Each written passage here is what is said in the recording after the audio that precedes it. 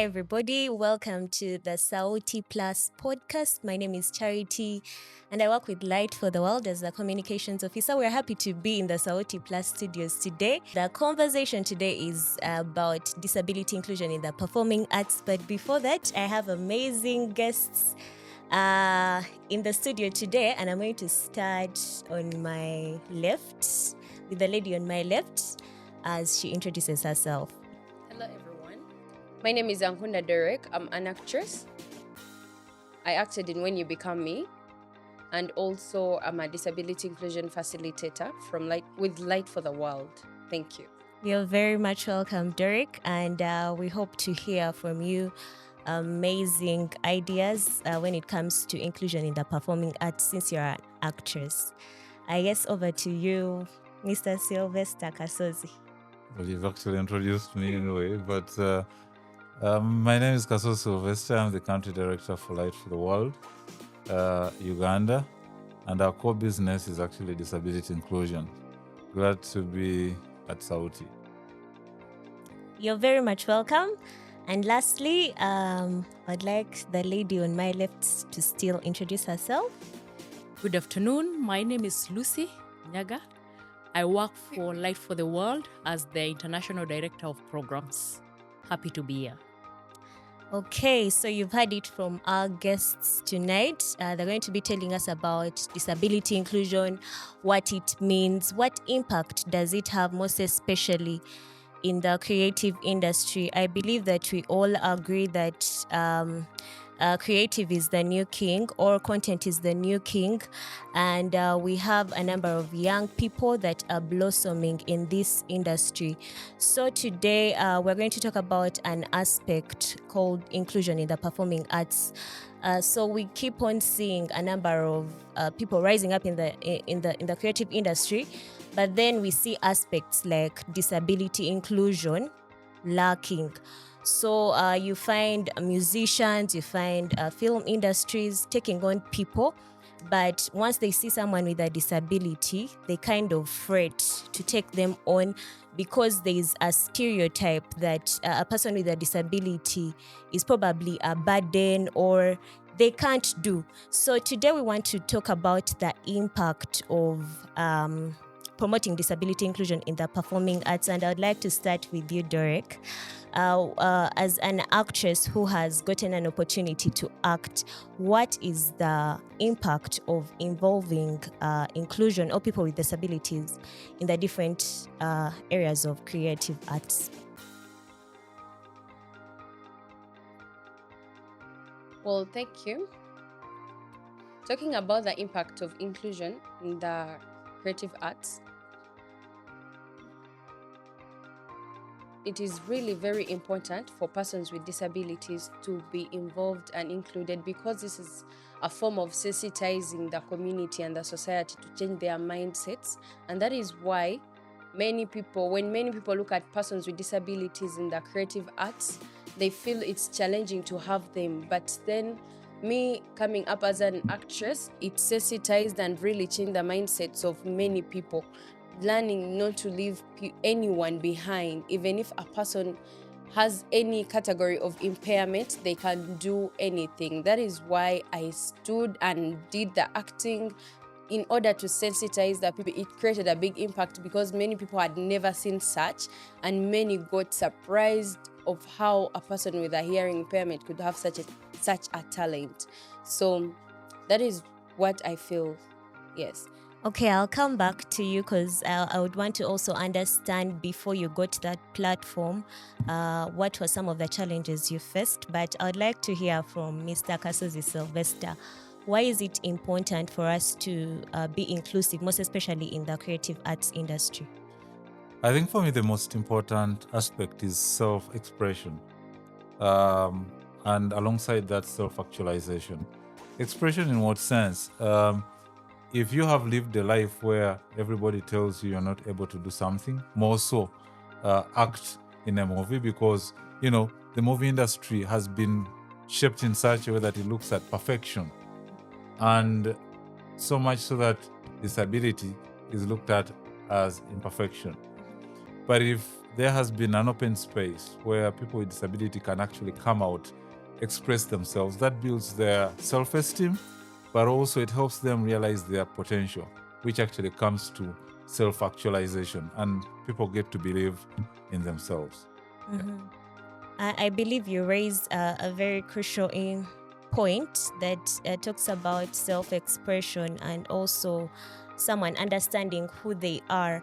But before I get to you, Lucy, I would like to hear from you, Doreck. Sometimes when it comes to expression, I think people with disabilities have been put on the line of you can't do it. So that in a way makes them not express themselves in the best way. So how are you able to overcome this challenge, or how are you able to come forth, because the world has already sidelined people with disabilities?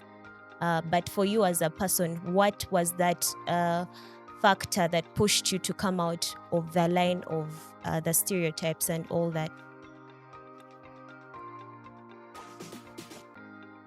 Well, thank you for that question. Honestly, having to express myself was really a very hard journey and a step to take. But I remember it was passion for me. Passion pushed me. Everything derived from the passion I had for acting, and I had interest. As long as you have that passion and interest, you can overcome each and every challenge, each and every hurdles in your life. So expressing myself was really very easy for me because of the interest I had for the creative arts. That is why I had to come out, express myself, have a self-esteem, do the acting, because I knew that I would do anything. There is nothing that would limit me from acting. There is nothing that would limit me from taking that big step. I believed in myself that I can. And of course, disability is not inability. That is what I always stick on. So I take myself as someone that can do anything. Yes. Amazing, and that's really enlightening. And I'd like to hear from Lucy, since you've spent some good years in programming. Why do you believe that promoting disability inclusion is a great aspect when it comes to programming? Yeah, thank you very much, Charity. And sure, with all the years that I've worked, in programming, 22 and above to be precise, we see a trend, currently where disability inclusion has really become more and more highlighted, which for me is a good thing. Because in the years that I've worked, most of the time is that disability came as, an aspect to mainstream into other things. So it was kind of a secondary thing. But when disability inclusion is taken and highlighted, as an issue in itself, then this really becomes a core, and this becomes an aspect that brings this very important issue of humanity, inclusion of the most vulnerable populations into the core, both for purposes of the legal frameworks, policies, structures, and even when it comes now down to implementation and programming, to have impact in the lives of the people that have persons with disabilities. So for sure, working in programming means for us we then influence all levels because we have the capacity, ability, and resources, technical know-how on how to do this. So it is important that then disability inclusion becomes not just as a side hustle, so to speak, but as a core aspect for anyone that is working in development work, because we believe that in development work, it's about really enlightening or bringing to the fore issues of the most vulnerable population. And I believe vulnerability comes in so many ways. And when we talk about disability, that's a vulnerability in itself. For in programming, bringing this as a core issue rather than as an issue that needs to be considered as secondary is really, really important. And personally for me, I think I'm in the right place to influence this. Thank you. Thank you so much, Lucy. You talked about implementing, and I believe that Mr. Kasozi Silvester has implemented a number of initiatives that drive disability inclusion.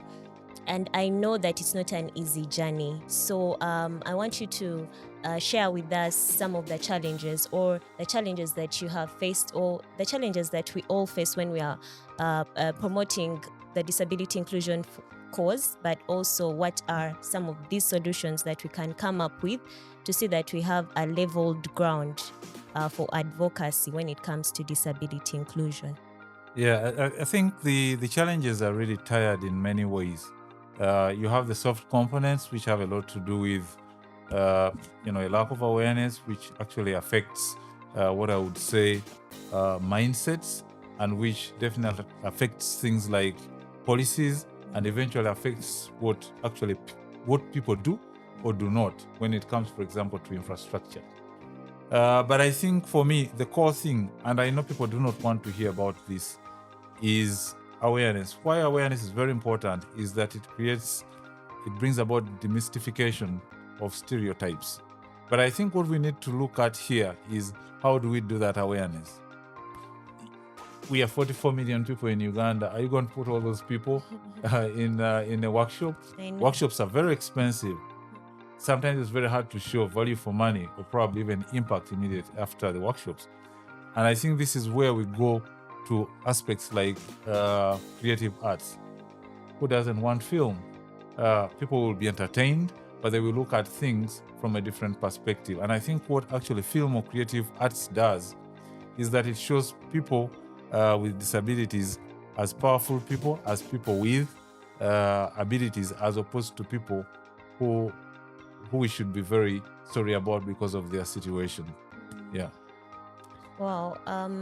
Thank you so much for that submission. And I believe that Doreck agrees with whatever you've said.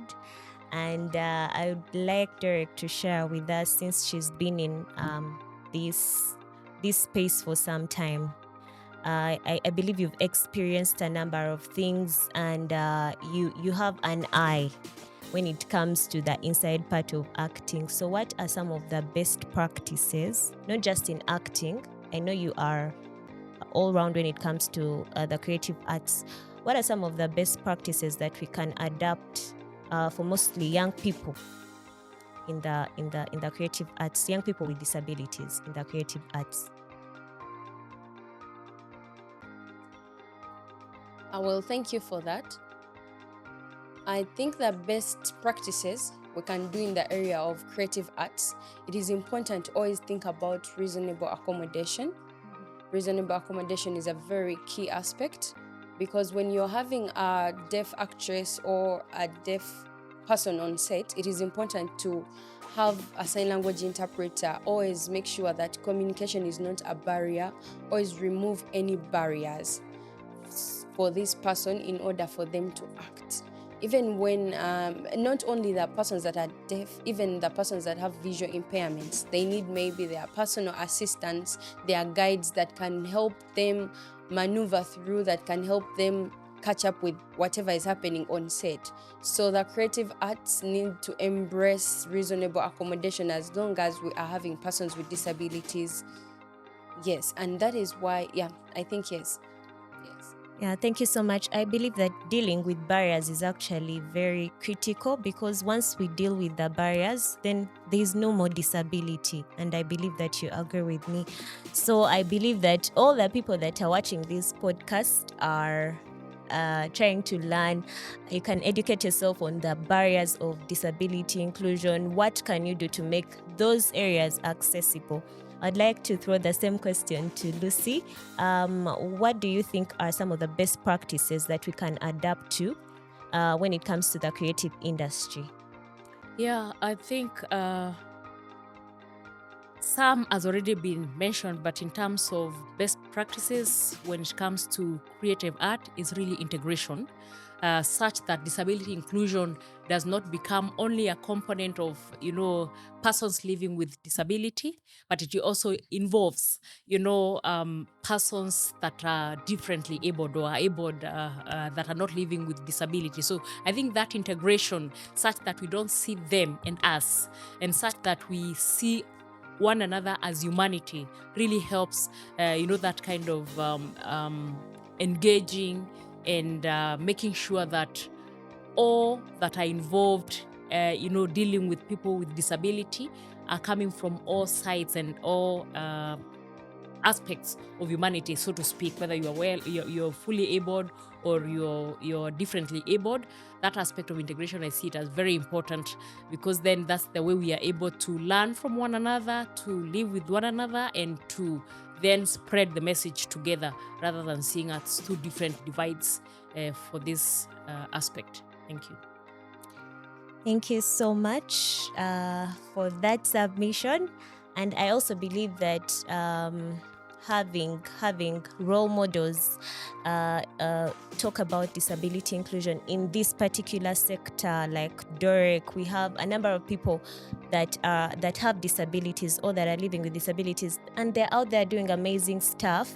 But if we are to empower them and give them platforms to actually advocate, I believe that could also be a practice that can help us to advocate for change. So as we wrap up this podcast, I'd like each of the speakers to give us their parting shots. Word of counsel, what do you think? What can be done? Anything that you'd like to tell the people that are listening and watching this podcast. I'll start with you, Doreck. Well, thank you. For me, my parting shot would be, truly, I would love to appreciate the work done by Sauti Plus.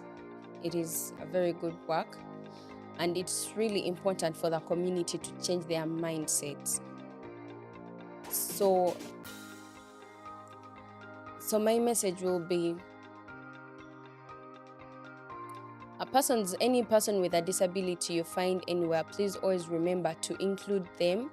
And also, if you're including them in the creative arts, do not forget to think about their reasonable accommodation, because they are going to face the barriers, and it's going to become challenging for you to see their potentials. And also, that in the community, we see there are few stories that are broadcasted for persons with hearing impairments, also persons that have different disabilities. So we would love to see and have a push of disability inclusion in the film industry, and also the stories that are being put out there. Let us embrace inclusion. Let us bring out the stories of persons with disabilities. As long as persons with disabilities are included in the creative arts, inclusion is then embraced. So it can be singing, it can be any form of talent, storytelling, whatever talents persons with disabilities have them. So we would love to see inclusion in the creative arts. So let the community out there please change your mindsets and never look down onto a person with a disability. Never undermine their abilities, because we are all human beings. We are all the same. Never look down onto a person with a disability, because you never know tomorrow you can also become one. You can also become a person with a disability. So you just need to learn the challenges and how to get rid of the barriers that persons with disabilities face. And that is the key issue we need to always think about. Reasonable accommodation in everything, whatever it is, in film industry, always ensure accessibility. That is all I would say. Thank you. Amazing. Thank you so much, Doreck. And Okay. sorry, I forgot something important. Lastly, leave no one behind. Yeah, exactly. Over to you, Silvester. Yeah, thank you very much, Charity. For me, it's just one word: collaboration. I think the time I've spent in this field, what I've learned is it's one thing to know what needs to be done, and quite another to know how. I think when you collaborate with organizations like us, we will help you deal or put your knowledge into action. And I think a very good exemplification of that has been Richie Hand, has been our collaboration with Sauti Plus on how to be fully inclusive, practically in programming, and as well as in other areas like leadership. I mean, it helps a great deal if you work with somebody else, because that gives more value for money, even when it comes to donations, or even if you're speaking to funders. Yeah. But also when it comes to actually getting things done. If you really want to do things on your own, you'll have a long way to go. Yeah, true. And I believe that working together, actually, even the Englishman says that two heads are better than one. And if you're an organization out there, you feel you have gaps in how to make your policies inclusive or how to make your workplace inclusive, I want you to know that there are organizations out there like Light for the World, like Reach a Hand, that are willing to partner with you in doing advocacy in disability inclusion. Over to you, Lucy, to give us your parting shots. Yeah, thank you very much, Charity. For me, I look at the entire spectrum, of what makes disability inclusion works. And I call upon, for me as a parting shot, I call upon policymakers. I call upon organizations that are implementing programs so that together we can advocate and we can be able to reach the message from both our legislative, but also from a policy framework, but implementation-wise, so that we have the full spectrum of having structures, systems that enables us to ensure disability inclusion is for sure, not a talk, but we are walking it, ensuring we have the legal frameworks, we are ensuring we have the policy framework, ensuring we have the implementation framework, and then ensuring that we empower people that we work with to be able to include disability inclusion in whatever aspect of their lives, whether it's in filming, whether it's in economic activities, in education, in livelihoods. It's that whole spectrum of ensuring that disability inclusion is embedded in all the systems that we do. That way, we are able to make a lasting, sustainable, and impactful change in terms of disability inclusion. Thank you. Thank you so much. I believe this is a discussion that we could have over and over again, because I believe when it comes to awareness creation, it's not just talking about it, but also looking at different avenues. So I'd like to thank our speakers that we had tonight, our panelists. From Doreck, she said that we don't have to leave anyone behind.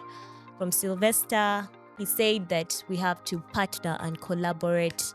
From Lucy, she says that we also have to partner, collaborate, and ensure that everything we do in our frameworks, in our legal frameworks, aligns to disability inclusion. Today, we've talked about the creative arts, but we want you to know that disability inclusion is an all-round topic. And would like to call upon you to join us. Thank you so much for watching the Sauti Plus podcast. And I remain Charity. Till next time, everybody. Bye-bye. Bye.